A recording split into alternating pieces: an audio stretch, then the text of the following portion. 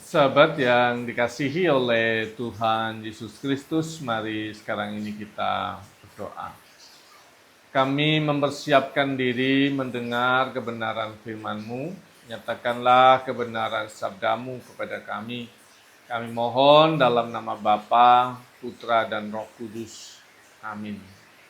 Sabda Tuhan terambil dari Kitab Yunus pasal yang kedua, ayat 1 dan 2. Yunus berdoa kepada Tuhan, Allahnya dari dalam perut ikan itu. Katanya, dalam kesusahanku aku berseru kepada Tuhan, dan Ia menjawab aku. Dari dalam dunia orang mati aku berteriak, dan Engkau mendengarkan suaraku.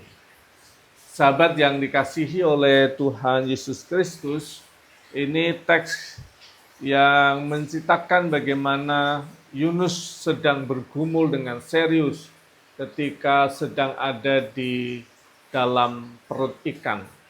Nah, sekarang saya mau bertanya ke sahabat ya.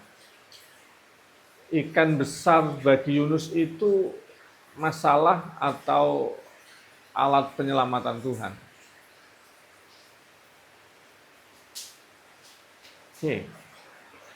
Ada yang mengatakan penyelamatan Tuhan, alat penyelamatan Tuhan.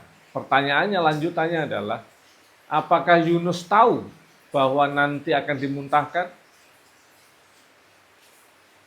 Kita yang tahu akan dimuntahkan, kita akan mengatakan sebagai alat penyelamatan Tuhan.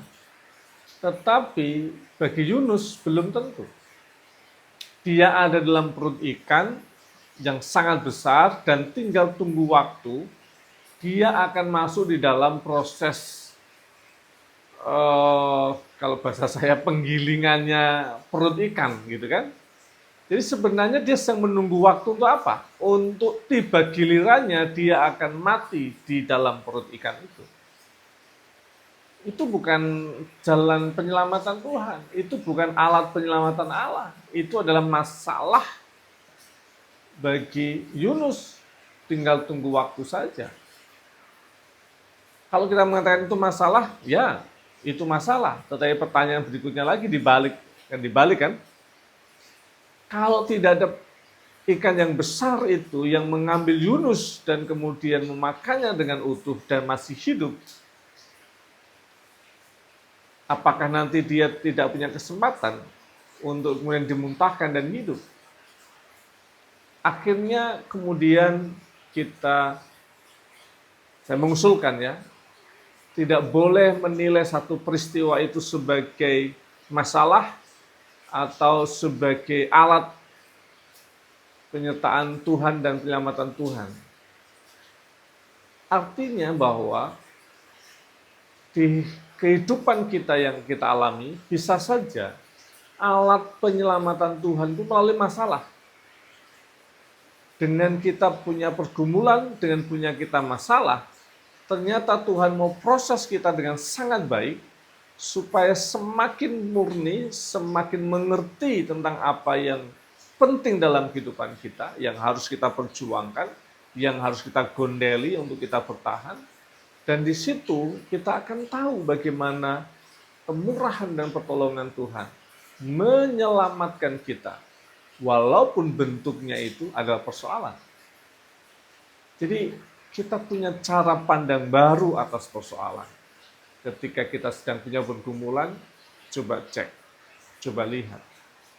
Jangan-jangan ini adalah alat penyelamatan Tuhan buat saya. Maka Yunus menggunakan waktu seadanya dalam hidupnya itu. Hanya 3 hari, dia bergumul sungguh-sungguh. Dia merenung-renungkan dengan sangat baik setiap peristiwa yang dia alami, sampai akhirnya ketika dia dimuntahkan, ketika dia diselamatkan, ketika dia diberi kesempatan yang kedua, kesempatan baru dalam hidupnya, dia menjadi pribadi yang berbeda.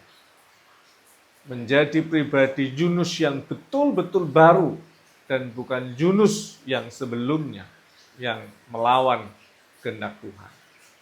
Semoga persoalan yang kita alami membuat kita semakin murni, semakin mengerti tentang kehendak Tuhan, dan semakin setia dengan kehendak Tuhan. Kiranya Tuhan memberkati. Amin. Mari kita berdoa. Bapa kami yang di surga, dikuduskanlah namamu, datanglah kerajaanmu, jadilah kehendak-Mu di bumi seperti di surga. Berikanlah kami pada hari ini makanan kami yang secukupnya. Dan ampunilah kami akan kesalahan kami, seperti kami juga mengampuni orang yang bersalah kepada kami. Dan janganlah membawa kami dalam pencobaan, tapi lepaskanlah kami daripada yang jahat. Karena Engkaulah yang mempunyai kerajaan, dan kuasa, dan kemuliaan, sampai selama-lamanya. Amin. Tuhan yang empunya kemurahan, senantiasa memberkati dan menolong setiap sahabat, dalam nama Bapa, Putra, dan Roh Kudus. Amin.